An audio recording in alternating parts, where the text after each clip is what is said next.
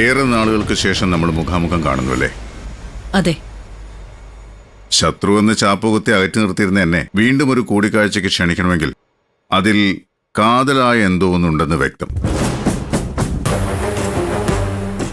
കളിയെ കളിയായി കാണാനും കാര്യത്തിനെ കാര്യഗൗരവത്തോടെ അളന്നു തൂക്കിയ കൃത്യതയിൽ കരുക്കൾ നീക്കാനും കരുത്തുള്ളവൾ എന്ന് വസുന്ധരയെക്കുറിച്ച് ഞാൻ കരുതിയിരുന്നു.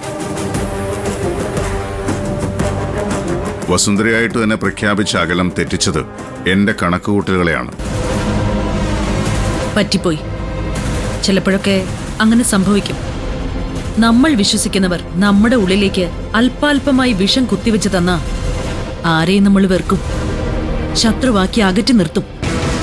വസുന്ധരയ്ക്ക് മേലെ ആ ചികിത്സ പരീക്ഷിച്ച് വിജയം നേടിയത് നിധിയായിരിക്കും അല്ലേ? മുൻപന്തിയിൽ അവള് തന്നെയാ. പിന്നെ ആ ശിവാനി സഹായിക്കുമെന്ന് കരുതി കൂടെ കൂട്ടിയ അവള് പോലും CKCയെ എന്റെ മുമ്പില് പ്രതിസ്ഥാനത്ത് നിർത്താനാ ശ്രമിച്ചത്. I am sorry CKC. Vasundhara വീണ്ടും എന്നെ അണ്ടർ എസ്റ്റിമേറ്റ് ചെയ്യുന്നു. ഞാൻ ബിസിനസ് കണ്ണിലൂടെ മാത്രം കാര്യങ്ങളെ കാണുകയും മനസ്സിലാക്കുകയും ചെയ്യുന്ന ആളാണ്. അകൽച്ചയും കൂടിക്കാഴ്ചയൊക്കെ സ്വാഭാവികം. വൈരാഗ്യബുദ്ധി ഉള്ളിലുണ്ടെങ്കിൽ വസുന്ധരയൊന്ന് ഫോൺ കുത്തി വിളിക്കുമ്പോൾ ഞാൻ കാണാൻ എത്തില്ലല്ലോ. താങ്ക്സ്. വലിയ എന്തോ പ്രശ്നമുണ്ടെന്ന് വ്യക്തം.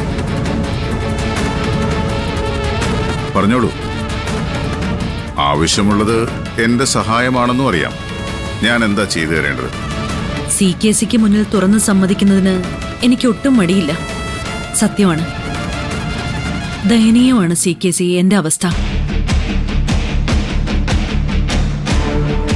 അറിഞ്ഞു കാണുമല്ലോ, ആ നിധി തന്ത്രം മെനഞ്ഞ് ഈശ്വരമംഗലം ഗ്രൂപ്പ് ഓഫ് കമ്പനീസിന്റെ ചെയർമാൻ സ്ഥാനത്ത് നിന്ന് പോലും എന്നെ മാറ്റി.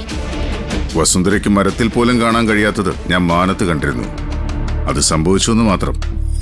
ഒതുക്കണം CKC, എങ്ങനെയോ അവളെ ഒതുക്കണം. അത് മാത്രമാ ഇപ്പോഴത്തെ എന്റെ ജീവിത ലക്ഷ്യം.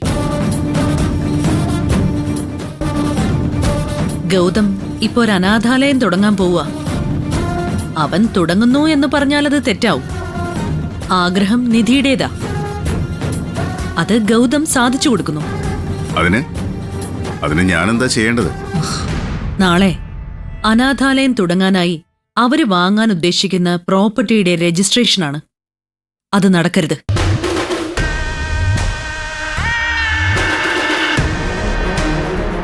നിധി അനാഥാലയം തുടങ്ങുന്നതിന് എനിക്കെന്താ പ്രശ്നം? ഞാൻ അതിനെന്തിന് തടയിടണം? ഇത് എന്റെ മാത്രം ഒരു കാര്യമായിട്ട് കാണേണ്ട CKC. ആ നിധി അനുദിനം വളർന്ന് പടർന്ന് പന്തലിച്ചുകൊണ്ടിരിക്കുക. ഇപ്പൊ ഗൗതമിന്റെ ശക്തിയായി നിൽക്കുന്ന അവള് നാളെ ഗൗതമിന് മുകളിൽ കയറും, എനിക്ക് പോലും തടയിടാനാവാത്ത വിധം.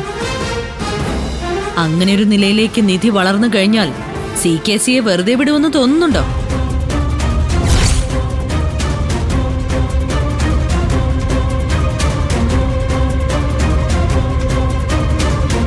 CK ചന്ദ്രബോസ് എന്ന വടവൃക്ഷത്തിനെ കടപുഴക്കി വീഴ്ത്താൻ വേണ്ടി ശപഥം ചെയ്തിറങ്ങിയവളാ നിധി.